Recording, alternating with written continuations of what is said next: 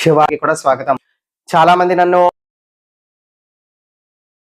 స్వామి ఇలాగ మందు పెట్టి ఉన్నారు అని చెప్పి తెలిస్తే దానికి మరి నిర్మూలన ఏమిటి అని చెప్పి చాలా మంది అడుగుతూ ఉన్నారు. సరే, ఇప్పుడు నేను చెప్పబోయేటువంటి వినండి. ఒకవేళ ఎవరి మీదనైనా కూడా ఇటువంటి వశీకరణము లేకపోతే మందులు పెట్టారు అనబడేటువంటి విధంగా అనుమానాస్పదంగా కనుక ఉన్నట్లయితే, లేకపోతే వాళ్ళకి విపరీతమైన నరదిష్టి తగిలినా లేకపోతే నరఘోష తగిలినా, ఏదైనా కూడా దిష్టి ప్రభావం వాళ్ళ పట్ల ఉన్నా, ఇటువంటి ఏదైనా కూడా తొక్కకూడనటువంటి తొక్కి ఏమైనా కూడా గాలి వంటివి సోకినట్టు పరిస్థితులు ఏమన్నా కూడా అనుమానాస్పదంగా ఉన్నట్లయితే కనుక వాటన్నిటికీ కూడా నిర్మూలించేటువంటి పద్ధతులు, విధానాలు నేను మీకు ఇప్పుడు తెలియజేయబోతున్నాను. జాగ్రత్తగా అయితే వినండి.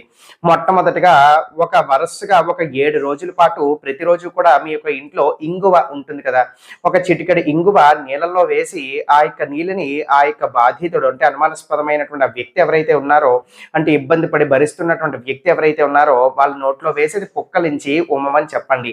ఈ విధంగా వరుసగా 7 రోజులు చేయాలి. దాని తర్వాత దీంతో పాటుగా ఇప్పుడు మీరు ఏం చేయాలి అని అంటే, ఒక ఎర్రటి ఎండిమిరపకాయలు, అలాగే ఎండిమిరపకాయలు, దాని తర్వాత రాయి అని చెప్పి నన్ను అంటారు. గూగుల్లో కొట్టండి, మీకు ఇమేజెస్ కానీ ఏవైనా కూడా వస్తూ ఉంటాయి. అది ఒకటి. అలాగే లోభగంధము అని అంటారు, అది కూడా గూగుల్లో ఒకసారి కొట్టి చూసుకోండి. ఈ మూడింటిని కూడా తెచ్చిపెట్టుకోండి. ఈ మూడింటిని కూడా తెచ్చిపెట్టుకున్న తర్వాత ఆంజనేయ స్వామి వారి యొక్క విగ్రహమో పటమో దగ్గరికి వెళ్ళి ఆంజనేయ స్వామి వారి యొక్క చుట్టూరా ఒక 7 సార్లు ఇవన్నీ కూడా తిప్పండి. పటం అయితే పటము, విగ్రహం అయితే విగ్రహము మీ యొక్క కుడి చేతిలో పట్టుకుని ఆయనకి చూపిస్తూ ఒక 7 సార్లు ఆయన ముందర ఇలాగా గుండ్రంగా క్లాక్ వైజ్ గా తిప్పిన తర్వాత దాన్ని ఎందులోనైనా కూడా మూట కట్టి ఆ యొక్క బాధితుడికి ఇవ్వండి. వరుసగా వారం రోజుల పాటు అతని దగ్గరే పెట్టుకుని ఉంచుకోమనండి.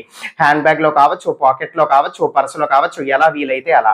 ఆ విధంగా పెట్టుకున్న దాని తర్వాత 7 రోజులు పూర్తయిపోయిన తర్వాత ఆవు పిడకలు తెచ్చుకుని ఆవు పిడకల మీదన ఈ యొక్క మూట ఉంచేసి దాన్ని కాల్ చేయాల్సి ఉంటుంది. ఒకటి. ఇప్పుడు ఇంకొక పద్ధతి ఏమిటి అని అంటే, ఒక 7 గులాబీ పువ్వులు తీసుకోండి.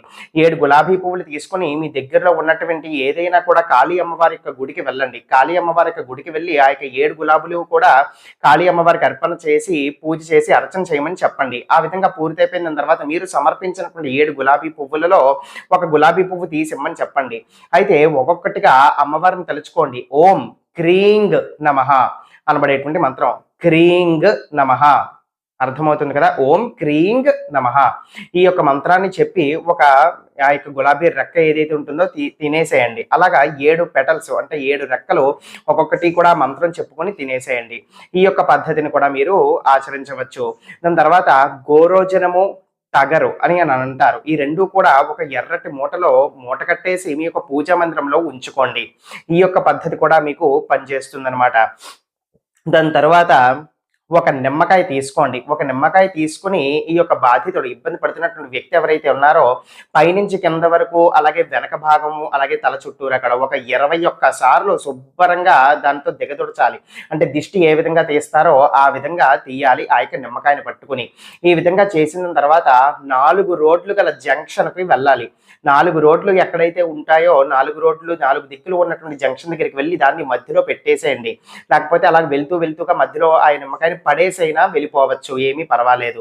ఆ విధంగా పడేసిన తర్వాత మీరు వెళ్ళిపోండి. దాని తర్వాత మళ్ళీ వెనక్కి తిరిగి ఆ యొక్క నిమ్మకాయని చూడటం వంటివి చేయకండి.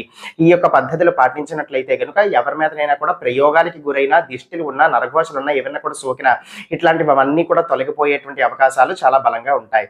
సర్వే జనా సుఖినో భవంతు. శుభార్పణమస్తు.